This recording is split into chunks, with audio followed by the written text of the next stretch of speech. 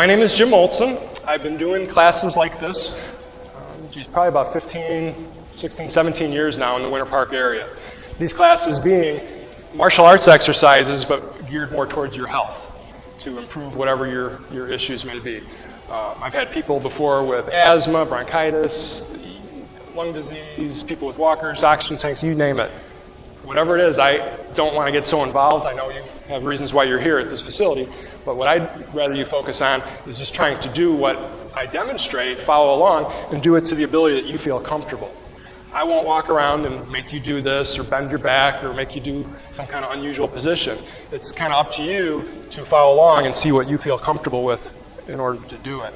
The exercises are all from martial arts. When we say Tai Chi, that's such a hip phrase these days. You know, it's like, oh, Tai Chi, you see in the newspaper and magazines, little blurbs on television. But that can mean a vast variety of different things to different individuals. If you've seen some of the videos and things like that, you follow along, you do these real slow exercises. That is all part of what we do. Tai Chi is a type of Kung Fu. And the reason why people would practice these exercises over the years was to stay physically fit and mentally sharp. But the other benefits that come from it is making your body balanced. As we continue to age and our body starts to go through the aging process, things aren't working the same way as when we were younger. These exercises, the intention is to make the body balanced from left to the right side, from the top to the bottom, from the inside to the outside. So how do you do that? Well, some people like to run or lift weights, swim. Those are all good types of exercise, but really they mostly focus on moving your arms and moving your legs in order to get your heart to beat more. When we do these exercises, what we're trying to do is consciously relax different parts of the body as we twist and turn the torso, which is where the main organs are located. And by doing this twisting and pushing and pulling and bending, along with the deep breathing exercises, we're trying to get the blood and the energy to travel throughout the body more. So if you're ill, it's because something's out of balance. Something isn't working the way it's supposed to. These movements can ideally help you to balance your body. Plus, it gives you a source of thought where you're not always thinking about negative things or worrying about things that you might not have as much control over. Once you engage yourself to try some of these exercises, your mind's like here, you're focused here. So you can't be thinking about, what I got to do later on when I get home, what errands do I got to run, I got to do some more exercises later for this part of my body. You just focus on what we're doing here. It's very engaging. So instead of me talking for another half hour, 45 minutes, or you're going to fall asleep, I'd like you to try some of these exercises. You can stand up, you can sit down, you can do them however you feel comfortable. As I said, it's a follow-along type of instruction. I don't demand anything from you. I don't grab any of those weights or those instruments there and start throwing them at you if you don't stand up and start doing what I'm doing. As a matter of fact, if you need to go use the restroom or grab a drink, do that as we're going along. Obviously, if you're engaged in what I'm doing, you're going to get more benefit from it. But I want you to feel very comfortable, very relaxed in what we're trying to do here. So does anybody have any questions? Well, the more often you do it, the more benefits you can get from it. A lot of my people at the class that I teach most right now is 2 days a week. They do it for about an hour, Mondays and Fridays. But it's kind of like your diet. How often should you eat good food? Well, as often as you can, because you'll get more benefit from doing it. I try to do something every day. Sometimes it's 15 minutes, sometimes it's an hour. Sometimes it's 2 hours if nobody's bothering me and nobody's home. Sometimes I don't get to do any exercise and go for a day or two. So it's all up to you, but the more you do it, the more benefit you'll get from it. What was the other question? You want a little bit warmer? We can warm it. Mostly I like to just keep the air moving so you feel that there's some air, because once you start doing some exercises, usually your body starts to get a little hot, and then next thing you know, we got to turn it down again. So we just try to find a comfortable spot. Did you have a question too?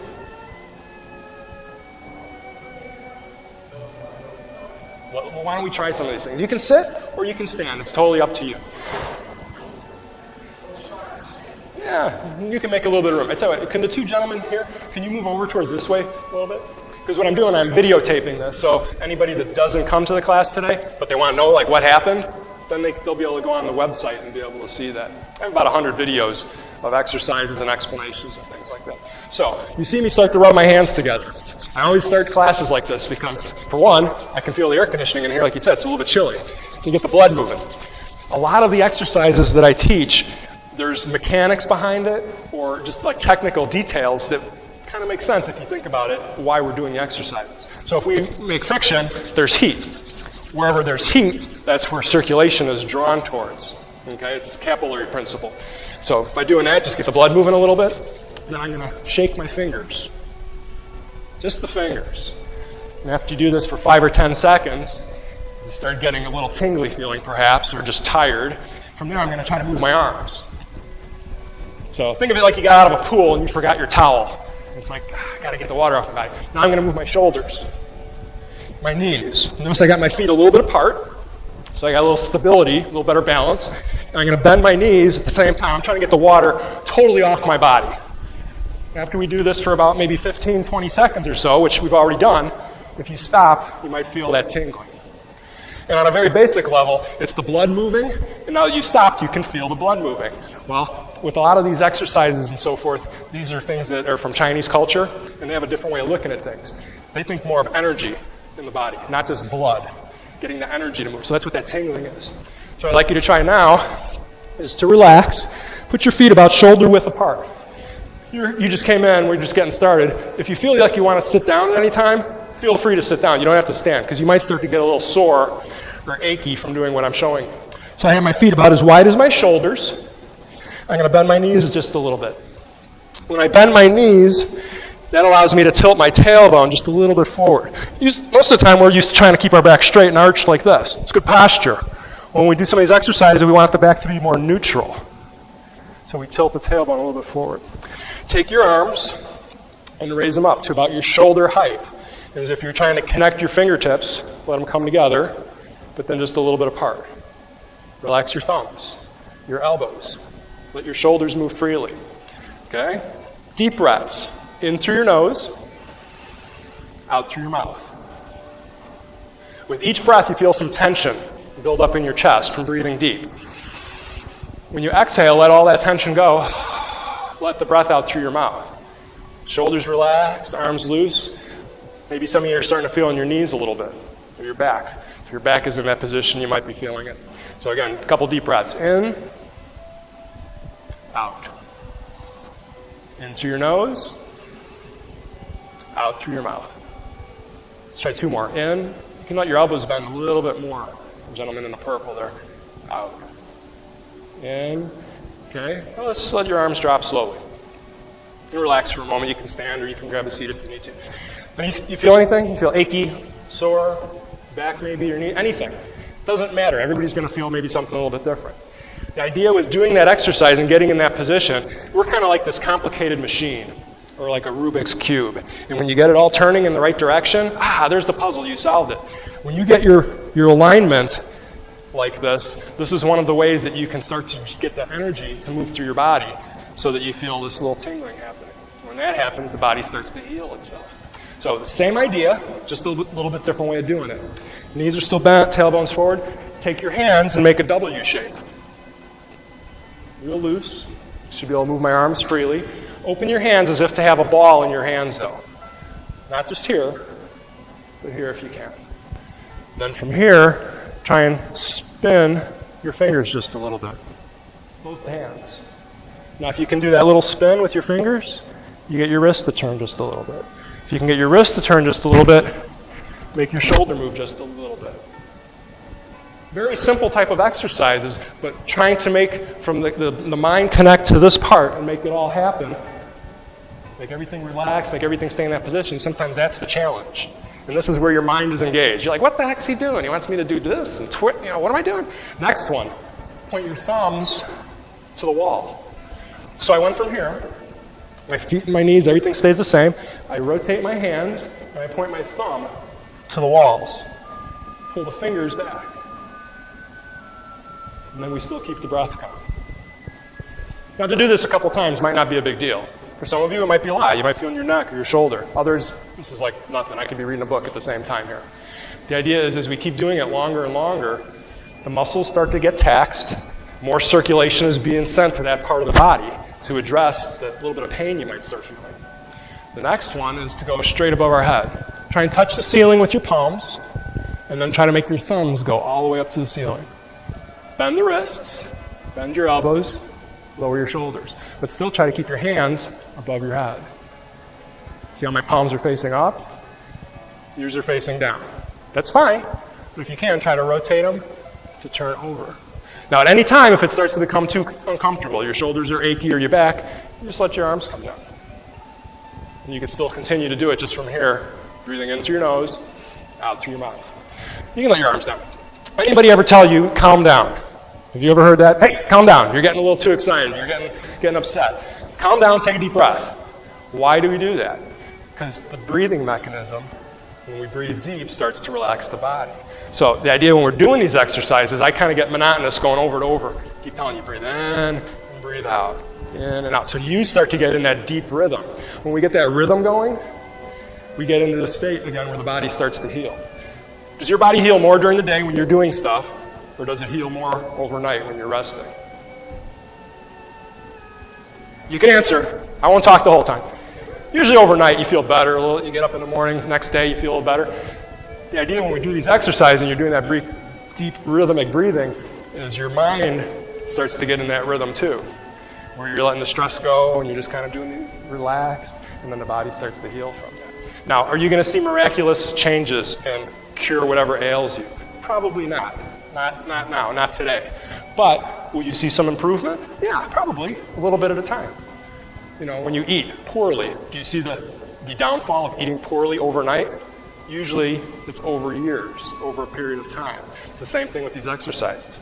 You do it for a couple days, a couple weeks, a couple months, next thing you know, a couple years, you'll start seeing some benefit from it. Does it work? Yeah, it's work. Nothing's easy. Nothing's given to us. But the benefits might be good for you. You want to try a couple other things other than just standing there? Standing there gets kind of boring after a while. Let's put our feet a little bit wider.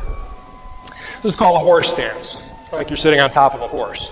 Let your knees bend a little bit. Let your toes point out just slightly. Fortunately, we're in a room with these tiles, so I can use those as little reference points.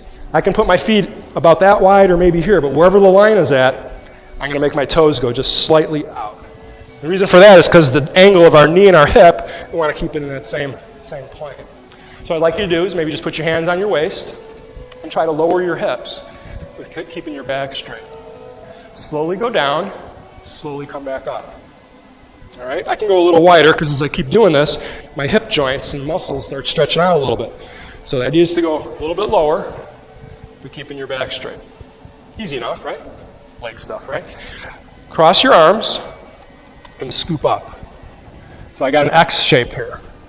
From here I'm going to expand it into a big circle. I'm going to come to my hips. When I get to my hips, my fingers are down. Now I'm going to make a W shape. There's a lot of alphabet type references with these exercises because it's something you can follow. Everybody knows what a W is, right? Easy enough. Here's a W here. Here's an A. Here's an A with my feet. Horse stance. Toes in stance looks like an A. You know, it's just different reference points. So what we'd like to try now, from here with my knees bent, I'm going to straighten my legs, reach for the opposite foot. Come up, big circle, taking a breath. When your hands come down, let your hips come down. When you straighten your arms, straighten your legs. Make that W shape. We'll do it again. Dip your chin, round your back.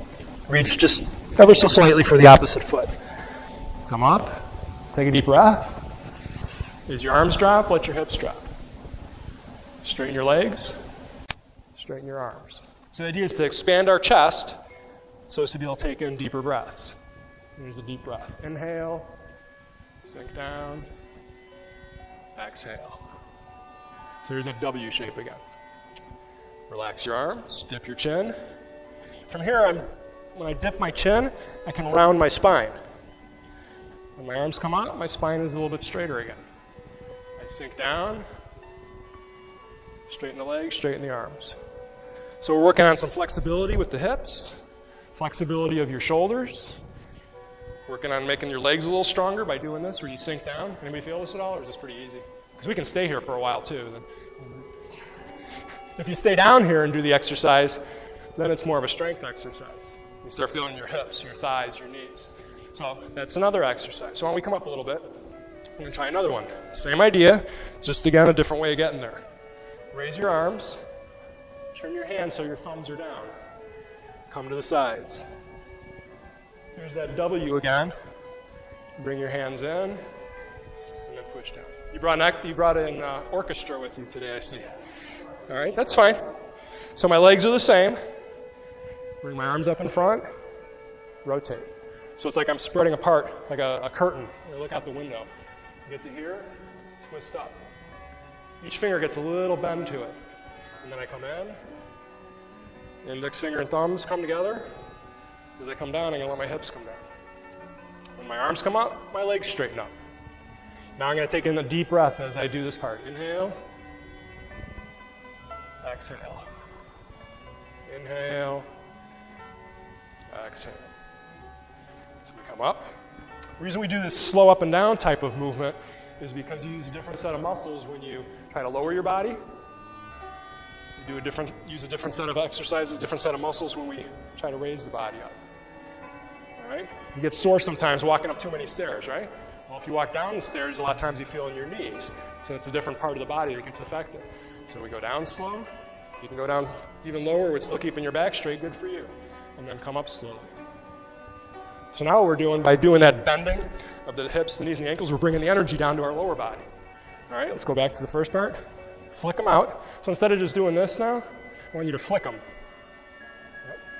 When we get to the sides over here, flick them. Now slow again. So now you work on your reflex a little bit from doing something kind of quick, and then the rest of it's real slow. So we come back up slow. This is quick. And then slow again. Flick. And then slow again. And then we sink down. Anybody forget to do the breathing? You holding your breath? By this point, you would be turning purple and fall over if you were holding your breath too long.